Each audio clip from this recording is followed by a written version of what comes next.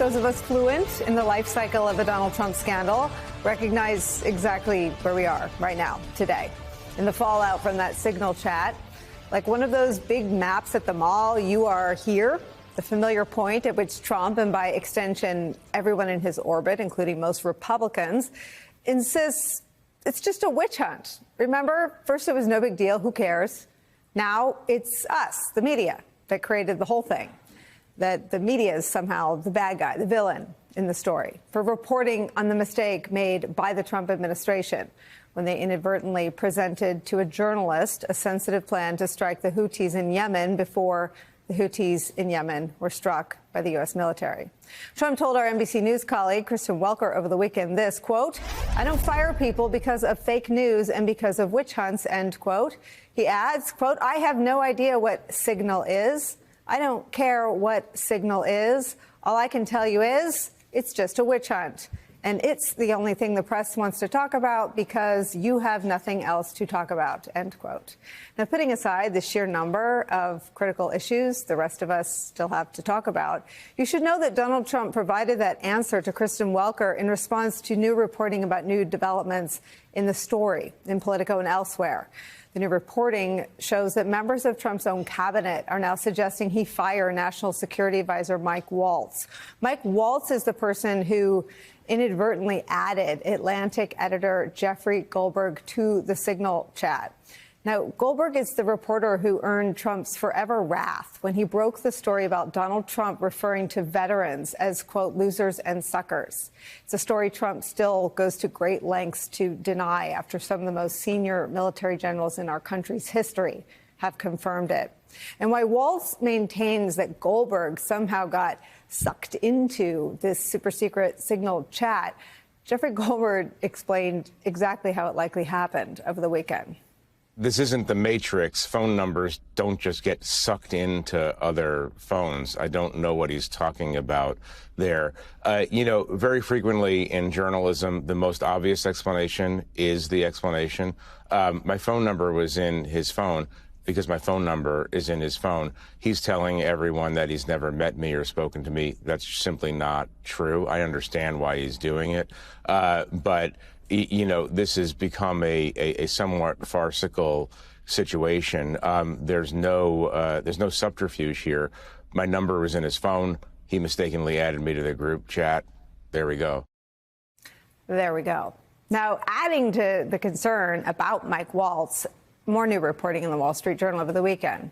It says this, quote, two U.S. officials also said that Waltz has created and hosted multiple other sensitive national security conversations on Signal with cabinet members, including separate threads on how to broker peace between Russia and Ukraine, as well as military operations. They declined to address if any classified information was posted in those chats.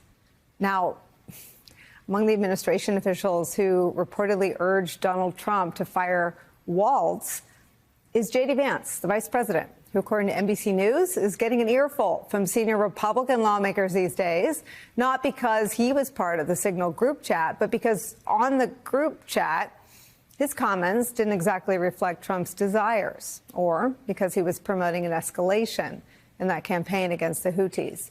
And then there's, I feel like we're going to say this a lot, there's Pete Hegseth, Trump's Secretary of Defense. He, too, is on the Signal group chat, sort of the main character on that chat. He's trying to deflect on issues of national security as the Wall Street Journal reports this, that he brought his wife, a former Fox News producer, to not one but two meetings with foreign military counterparts where sensitive information was discussed. And that is according to multiple people who were present or had knowledge of the discussions. All that is where we start today with some of our favorite reporters and friends. Shane Harris is here, staff writer for The Atlantic. He's byline on the reporting that reveals the attack plans Pete Hegseth shared to all the participants in the group chat. That includes his colleague, Jeffrey Goldberg. Also joining us, former Democratic Senator, MSNBC political analyst, our friend Claire McCaskill. And with me at the table, contributing writer at Rolling Stone, contributing editor at Wired, author of that New York Times op-ed we read from, Noah Shachtman is here. I start with you. I was out last week, and this story had the weight of so much of the reporting that Shane does and that that all the Atlantic stories with this kind of reporting about Trump's innermost circle have, and that you have, and has this hallmark of a real sort of meteor strike, right, on the surface, that whatever the sort of BS is that gets peddled from the podium at the White House or whatever, that they know they've been hit, that they've inflicted some damage on their own credibility here and abroad. Yeah, I think that's absolutely right. This one's cutting through. This is easy for people to understand. Everybody's been on a group chat before. And while it might be common to mistakenly add someone, it's not common for there to be classified information on your group chat. So everybody gets this one. You know, Shane, I wonder if you can take us through sort of the substance, because as Trump runs furiously to deflection, that's a Trumpian tactic that we all recognize, right? I mean, the substance of this chat reveals that they are conducting the highest level of national security policymaking, stuff that used to happen in person in the Situation Room, or calls that are placed by the sit room operators on a messaging app. Yeah, you really have like different categories of information here, all of which normally would be reserved for classified systems or the Situation Room. You've got, on the one hand, tactical information, you know, the kinds of planes that are going to be used in these airstrikes, the times that they'll be leaving and beyond their targets. So you sort of have that rundown. And then you have this extended debate about the wisdom of doing the strikes at all. And we should say that, you know, policy discussions like that are often presumed classified as well. It's not just the tactical information, it's the strategic decision-making behind it. And then there are these little sort of revealing nuggets, or sort of when CIA Director John Ratcliffe says, you know, we are positioning assets, and for the CIA, assets usually means spies, human spies on the ground. But 30 days, he says, would give us more time to get eyes on Houthi leadership targets. So that's kind of revealing a gap in U.S. intelligence that exists. You can kind of go through these texts line by line, and there seems to be something revealing pretty much at every turn. And I think that that just makes this an extraordinarily dense discussion. It's very rich from a reporting standpoint, and you just don't see this happening in public ever. I mean, Shane, let me just deal with the Jeffrey Goldberg of it all and his comments yesterday. The reason Mike Waltz seems so frantic, I was gone last week, so I sort of have the perspective that I don't always get when my nose is pressed against the wall. I thought, oh my God, you know, Suckers and Losers is, to me, one of the most searing pieces of journalism I read during Trump's entire first term. The idea, and it's been corroborated by stories told by former chairman of the Joint Chiefs, Mark Milley, and by General Kelly and others, but the idea that he really did say that and sent his flacks out to lie about it, that journalist was added to the inner sanctum of our government's national security apparatus and White House by Trump's own national security advisor. How is he still there the next day? It's a great question. And I mean, I think that a lot of the reporting we've seen is that what Trump is worried about is not so much that classified information was discussed in front of a journalist, but that particular journalist is in the National Security Advisor's phone. And I won't speak for Jeff. I think he gave a very cogent example of how that happened. I mean, I will say the sort of the cosmic odds of this, of it being Jeff Goldberg that's the one that Waltz apparently added accidentally to the signal thread, is pretty astonishing. You know, we still don't know exactly how it happened. Did he think he was adding a different JG? Did his finger slip? I don't know. But, you know, the explanation for how Jeff ended up in the room is pretty clear. Mike Waltz put him there. Because he's in his phone. I feel like Trump benefits from the amnesic impact of the volume of crises he creates. But, you know, to Shane's point, that Trump isn't upset that classified information was communicated on Signal, including with Jeffrey Goldberg, because Donald Trump put classified information in his bathroom. Yeah, and also gave classified information away, you'll remember, to the Russian ambassador at the start of his first term. Yeah, Lavrov, Yeah, exactly. Look, this is an administration that we've seen now in the first couple of months of this second Trump administration that really could not care less about whether American secrets are being stolen. You can see that in this Signal chat. You can see the reporting that there's been multiple of these Signal chats. You can see it in their firing of thousands of intelligence officers and other people who have security clearances, and you can see that foreign governments are already starting to recruit those assets. You can see that in how they've treated cybersecurity. You can see that in them breaking up task forces at the Justice Department that go after foreign corruption and covert foreign influence. There is a pattern that's emerged here, which is that the second Trump term just isn't taking the theft of American secrets seriously. It's not taking security seriously, and you see that in these group chats. So what happens next? What happens next? I think we're going to see some more leaks, and we're going to see some more mass transfer of information from our systems to systems in Beijing and in the Kremlin. Because they know anyone trying to reach them can either hope to be added to a group chat or knows exactly where to find them. They're on these yeah, absolutely. Yeah. Look, one of the biggest hacks of the second Obama administration was when the Office of Personnel Management was hacked and the personal information of every federal employee was revealed. That just got turned over to Doge and Elon Musk's guys, and who knows what's happening with that? Yeah. You know they're not taking it seriously. So the opportunities here for foreign adversaries are enormous, plentiful. Our lead story is that Trump's agenda is drawing revolts even in conservative areas, from the tariffs and the economic volatility, which people don't like, to how he's slashing federal programs that could affect seniors, can affect Social Security, to the very real concerns over a story last week. I was just talking to Nicole about coming back. I came back and caught up on the news and heard about the undeniable governing incompetence, which is far from popular. So they're spending a lot in Wisconsin and elsewhere to try to stave off something very real. Absolute eruptions, which we saw on display at just this weekend's Republican town halls. And will you demand the immediate resignation of Pete Hegseth? No, I will not demand their resignation. My question is actually related to all of the immigrants that are being rounded up and deported.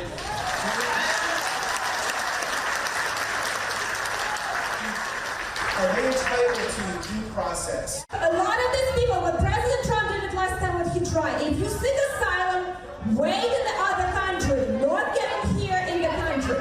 So there is no due process if you come here illegally because you violated the law. Period. You violated the law. It is violating the law. Do your job and don't do it incompetently like these Trump aides who can literally get away with being so incompetent they leak actual war plans. Now, that's in a Republican district in a red state. You heard just some of what the concerns are. The opposition to current tariffs, among other things, is simmering because it affects people's lives daily. It may actually boil over this week with Trump pressing on with what the conservative Wall Street Journal called the dumbest trade war in history.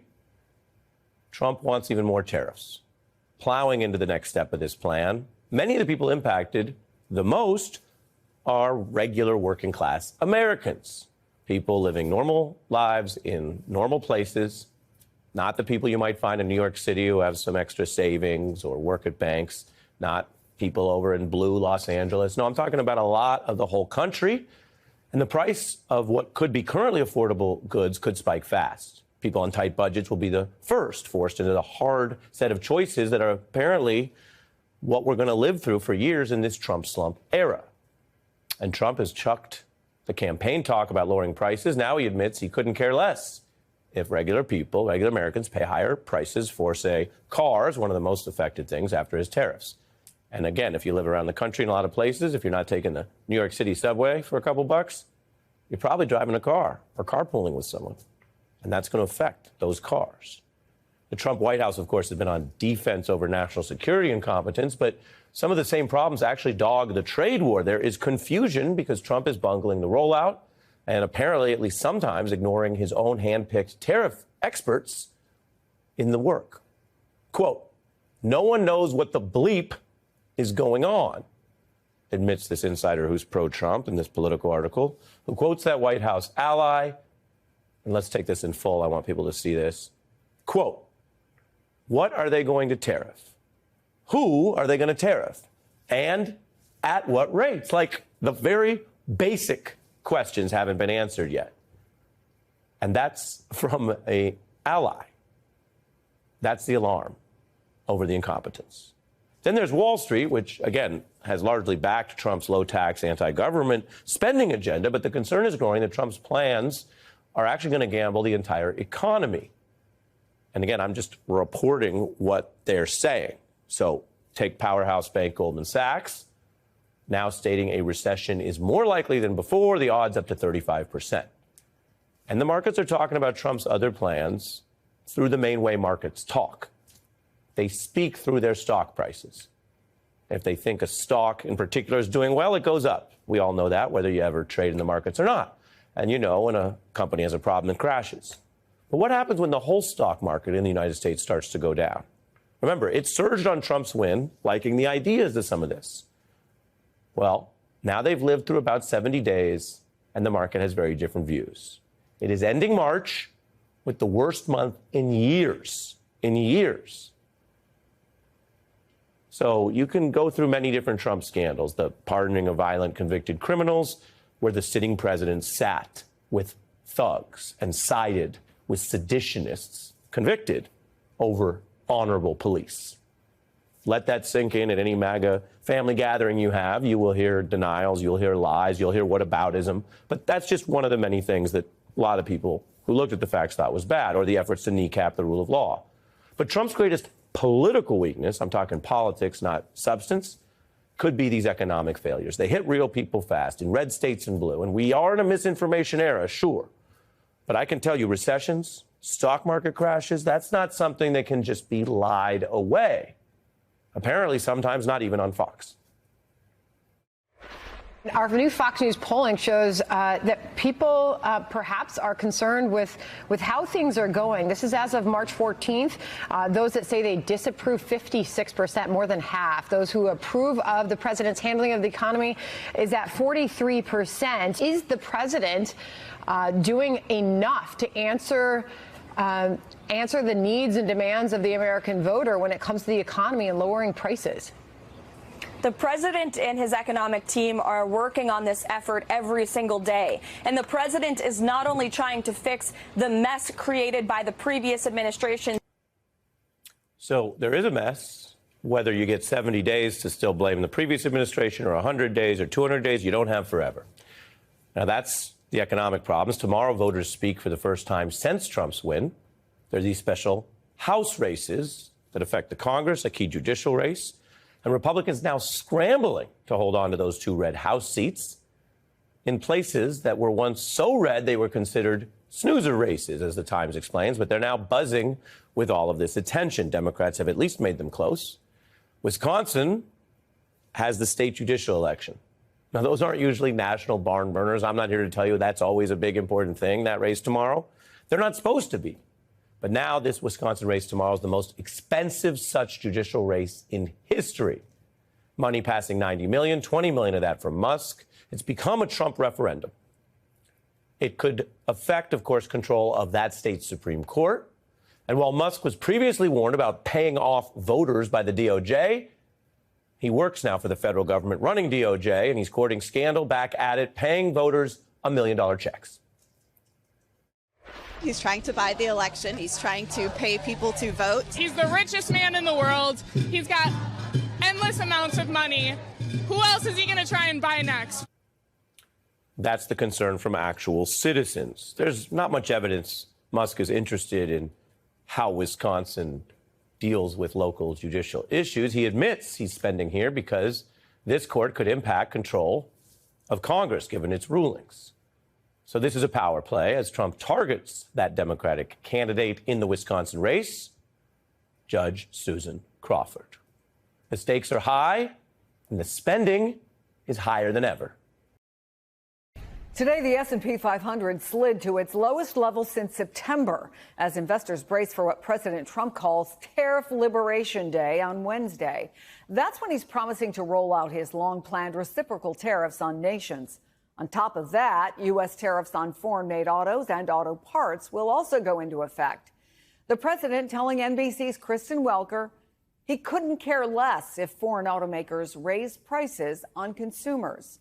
And Politico reports that even some of Trump's closest advisors are unsure exactly what he's planning to do with all these tariffs. I want to bring in Jake Sherman, co-founder of Punchbowl News and an MSNBC political contributor.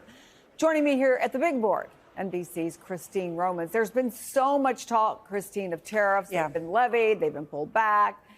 It's confusing for a lot of folks, but I know you've been tracking it all. So tell us what exactly is happening this week. Threats and deadlines and pauses and retaliation. It has really been a storm of tariff talk. And just to tell you where we are, here's what is in effect. You've got tariffs against China, against steel and aluminum from the entire world, against Canada and Mexico on some auto parts, and then more Canadian and Mexican tariffs expected here. And then what we'll learn this week, that Liberation Day from foreign-made goods, that's what that's all about. You've got 12,500 tariff categories, 200 trading partners, the potential for just millions of new tariffs, or just a blanket tariff rate on everything. We just don't know what the president's going to decide with just days to go. So, Jake, President Trump's senior trade advisor, Peter Navarro, claims that American consumers will benefit from the tariffs. I want to play that. We're going to provide tax benefits, tax credits to the people who buy American cars. This is a genius thing that President Trump promised on the campaign trail. And in addition, the other tariffs are going to raise about $600 billion a year, about $6 trillion over a 10-year period. Consumers and Americans are going to be better off, including all the jobs they get. It's a genius thing. Your Punchbowl News says Navarro's comments are going to dominate Capitol Hill conversations all week. So tell me what you're hearing so far, and if you're sensing any nervousness from Trump's allies on the Hill. Massive nervousness. Massive, okay. How's that for a response? But let me talk about Navarro quickly.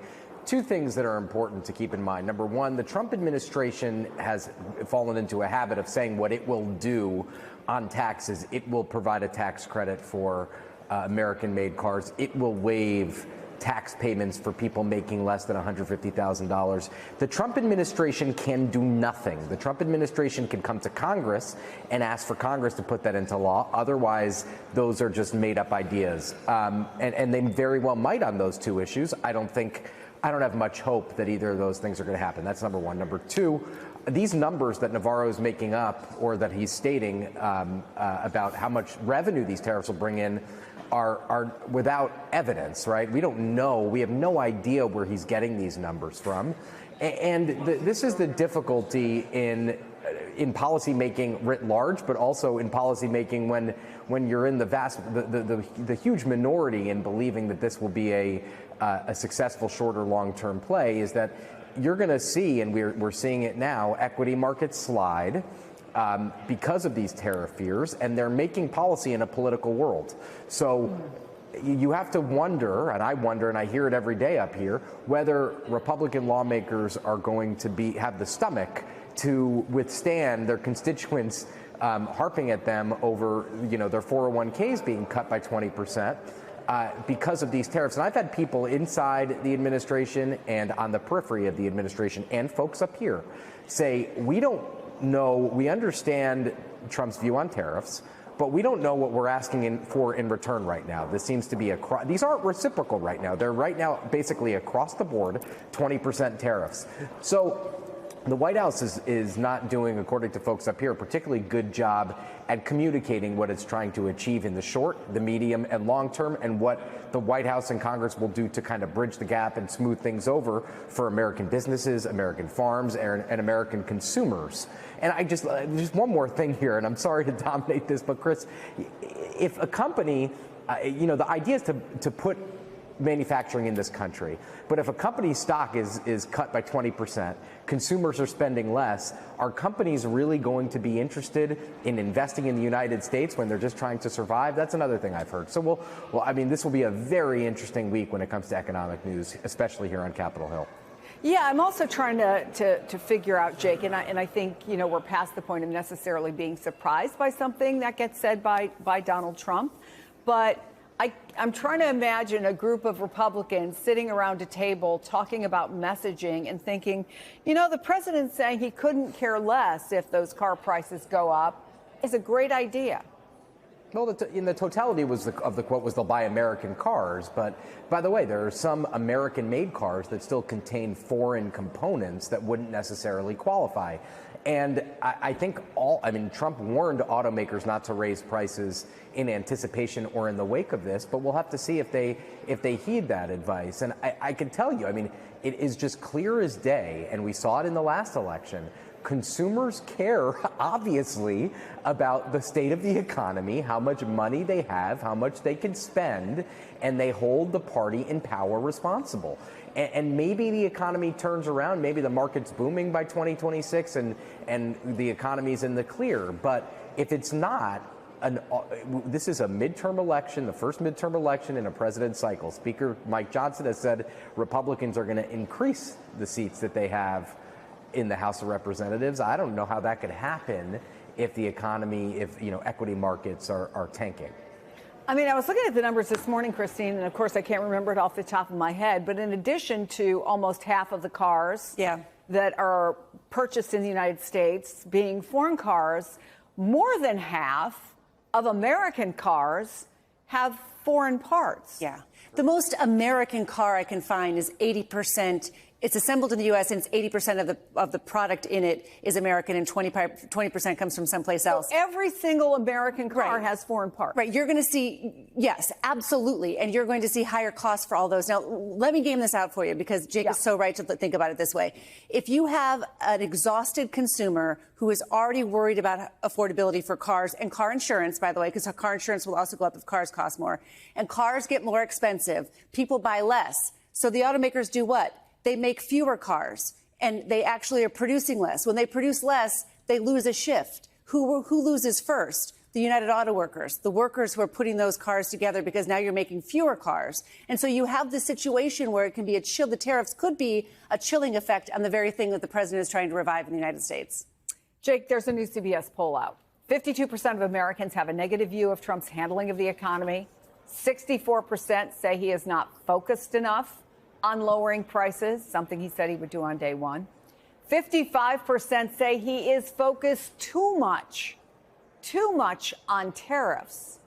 Can the administration look at these numbers and think that Americans are willing to wait out how long it might take, even if the positive consequences he's promising happen?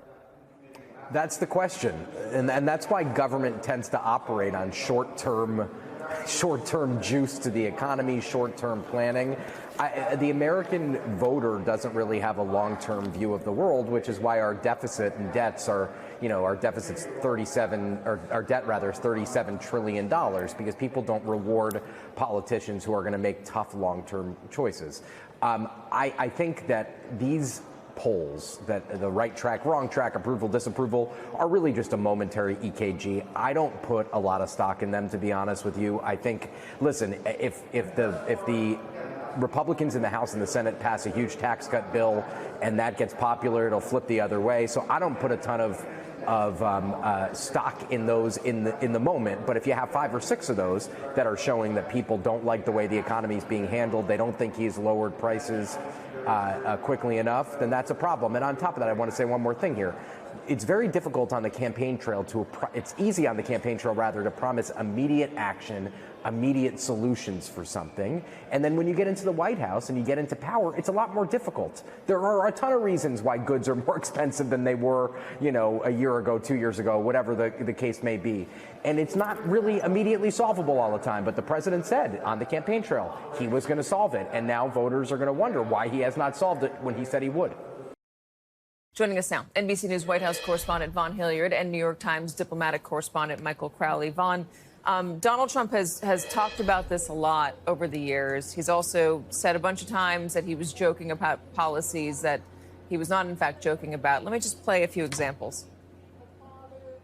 I've raised a lot of money for the next race that I assume I can't use for myself, but I'm not 100% sure because I don't know. I think I'm not allowed to run again. I'm not sure. Am I allowed to run again? Despite the fact that they say I can't run again. That's the expression. Sure. Then somebody said, I don't think you can. Oh, almost 40% of the vote. Now, I won't be happy the next time. Should I run again? You tell me. You know, Vaughn, in the first book I wrote about Donald Trump, I thought in the beginning of it, can you imagine Donald Trump ever leaving office? And part of it was half joking, and part of it was, no, I really actually can't imagine him leaving office. We saw a version of that in 2020 when he tried to stay, and I think it's wise to take him seriously when he says, I'm serious.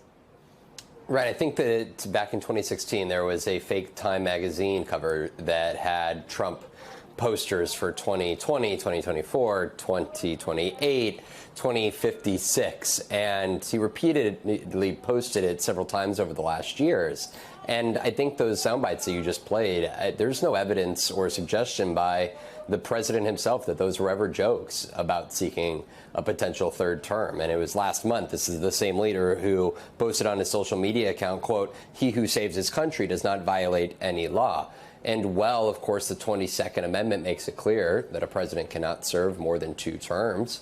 This is the same president who is seeking to undo the constitutional amendment to that provides birthright citizenship to individuals born inside of this country. And so at this point in time, he is using his belief in his own popularity within his party and across the country to justify a potential run in the future. And so I think, by all accounts, I think that this should be taken seriously.